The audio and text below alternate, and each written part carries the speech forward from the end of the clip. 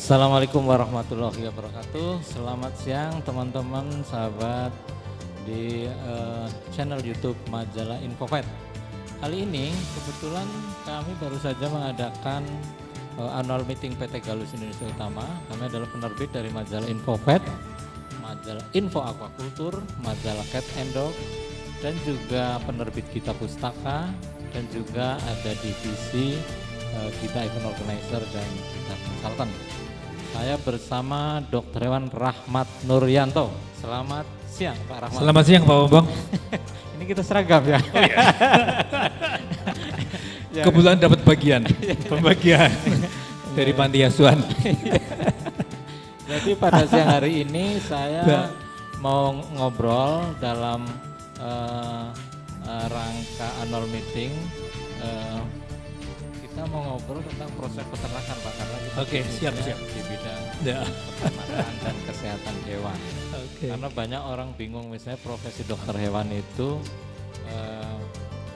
akan kemana? Ya hanya sebagai klinik praktisi saja, ya, atau bisa lain.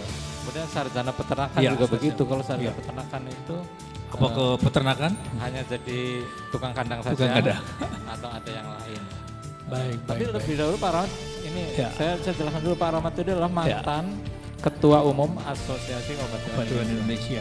Jadi organisasi yang menghimpun industri obat hewan di seluruh Indonesia itu Pak Rahmat. Kebetulan juga sekarang ikut menjadi bagian dari manajemen PT Galus Pak ya.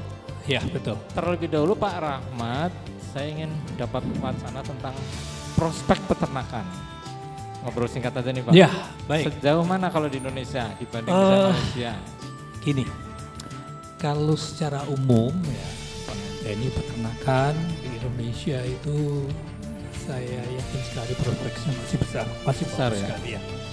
Benar itu. Ini ya? kita ambil aja, ambil saja salah satu kan ada peternakan, ada ternak besar, ada ternak babi, ada ternak. Nah, kita ambil yang unggas saja ini supaya lebih ini ya, lebih spesifik ya. Makanan sehari-hari kita. Ya.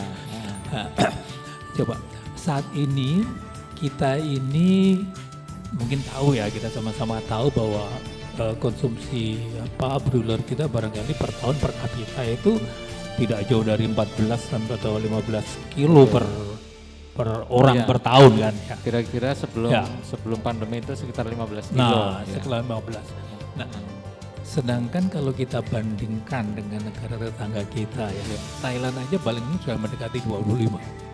Ya. Malaysia apalagi itu di atas 30. Di atas 30. Ya. Nah, sekarang kita gambarkan saja dengan dengan populasi maksud kami konsumsi yang hanya 15 kilo itu saja, itu saat ini sudah menyerap berapa tenaga kerja. Karena sekian banyaknya pabrik pakan, sekian banyaknya pabrik obat, dan sekian perusahaan peternakan unggas. Ya itu bisa diingat kan.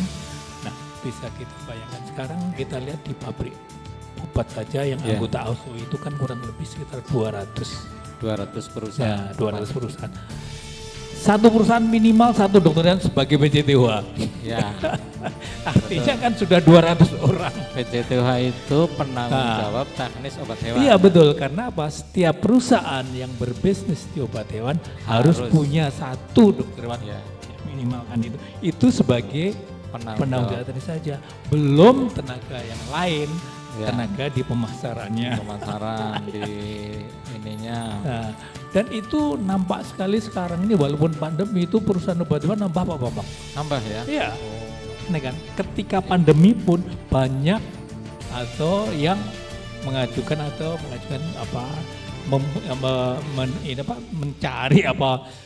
mengajukan sebagai izin usaha obat hewan. Ini kan kelihatannya menunjukkan bahwa itu progres sekali. Ya. Nah, apalagi nanti kalau konsumsinya naik, kan bisa. Jadi selain sebagai tadi penanggung jawab teknis, kemudian sebagai tenaga pemasaran di perusahaan obat hewan juga banyak diantaranya masuk di registration officer, itu dokter Registrasi hewan. betul, Ya betul, kan? ya. Kemudian ada yang di quality control, Quality atau di control. quality assurance. Betul. Jadi banyak sekali di perusahaan Di obat bagian hewan. produksi Di juga produk. banyak. Dan di pemasaran pun itu juga banyak menyerap dari tenaga sarjana peternakan. Sarjana peternakan ada luar juga, biasa, ya. ya kan. Itu antara lain itu di bidang perobatan saja. Perobatan. Belum di kemitraan ya. Kemitraan. Itu di situ banyak sekali dibutuhkan sarjana peternakan. Unggas, Ini gambarannya. ayam Ini pedaging. baru Ya. sebatas Ayam pedaging Ayam 3 pedaging, ya. miliar ya, 3 Betul. miliar ekor. Nah. Berarti ya banyak juga butuh dokter betul hewan kan? sarjana peternakan. Sarjana peternakan. Ini Pabrik gambarannya. pakan ada 100-an pabrik. Betul. Betul, Nah, betul. Kalau berarti prospek sangat baik karena Oh, kalau ini tadi Pak ya, yang 200 tadi ya itu adalah baru produsen importir. importir. Belum yang lain-lain seperti itu belum termasuk poultry shop Poultry atau shop, itu pet shop. pet shop. Padahal dia juga butuh penanggulangan Iya. teknis. Ya kan? Untuk kedepannya dia harus Iya. ada, walaupun sekarang ini mungkin ada yang belum ya. Tapi suatu saat nanti harus. Jadi penyerapan saya pikir banyak. Selain Berarti sebagai praktisi tadi. Prospeknya pasti sangat bagus. Betul, Pak betul. Ahmad ya. Ya. Oke. Ya, jadi teman-teman sekalian, ini dari sini saja sudah kelihatan prospek bagi dokter hewan dan juga sarjana peternakan. Betul, Kalau betul. di pabrik pakan kan banyak sekali yang Nah, sarjana di peternakan. pabrik pakan juga demikian Ini juga. baru unggas ya. Betul, itu baru gas. Nanti di sapi, Di babi, babi, ya, ada belum babi juga. lagi di pet animal nanti. Nah, pet animal. Selain itu Oke. apa? Ya kita kan sekarang ini orang-orang anak-anak milenial senengnya kan nggak jadi karyawan, Iya. ya kan? Iya. Ingin mandiri, Mandiri. sebagai entrepreneur. Betul. Ini juga peluangnya banyak di Peluang situ. besar. Karena saya lihat Ya. sekarang khususnya saya lihat di Jawa Barat itu, Jawa Barat, Jawa Tengah kelihatannya anak-anak muda sarjana peternakan banyak ke kambing domba. Nah, malah, Pak. Gitu. Betul, betul. Jadi makin prospeknya masih bagus ya.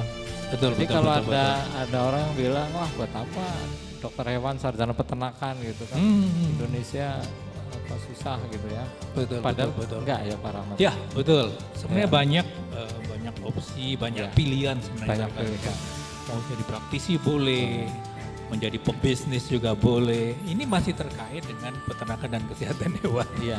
Itu Iya. kalau di dokter hewan malah banyak yang ini sekarang ya terjun di pet shop sama Ya, klinik betul. ya semakin Dan ingat, online itu tidak hanya sarjana, mahasiswanya. mahasiswa juga ya.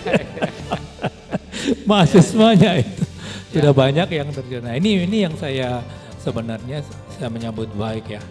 Jangan sampai, kan kadang-kadang saya mikir kan banyak mahasiswa itu sudah tertarik di entrepreneur, Iya. tapi kadang-kadang dia yang dijual itu apa? Kosmetik, pakaian. Oh. Padahal sebenarnya Pak Bambang kan bilang Iya. menggali apa tuh? Menggali berlian di Di kebun, kebun sendiri. Nah, itu Ini. buku saya ya, judul buku saya itu. Iya kan? Ya daripada misalkan dia ya online menjajakan Iya. apa kosmetik atau apa, kenapa enggak obat hewan, kenapa enggak pakan-pakan Peralatan. itu peralatan peternakan atau apa? peternakan, ya. Itu sebenarnya Oke. peluang gitu. Ya, jadi Ya. ini udah obrolan singkat saja Pak ya. Nanti Baik. lain waktu kita sambung. Jadi teman-teman semua, ini tadi obrolan singkat untuk melihat potret bahwa sebenarnya prospek di dunia peternakan itu sangat bagus Pak Rahmat, Betul, ya. betul, betul. Baik itu untuk dokter hewan, sarjana peternakan maupun juga profesi lainnya juga Ya, ternyata kan. betul, Kan betul, betul. farmasi juga banyak di Ya, obat hewan. betul. Farmasi. Itu Ya. jadi mudah-mudahan ini menambah pencerahan bagi kita semua, bagi anak-anak muda yang mau ke fakultas kedokteran hewan atau peternakan, gak usah ragu-ragu karena prospeknya sangat bagus. Terima Setuju, kasih. setuju. Wassalamualaikum warahmatullahi wabarakatuh. Waalaikumsalam warahmatullahi wabarakatuh.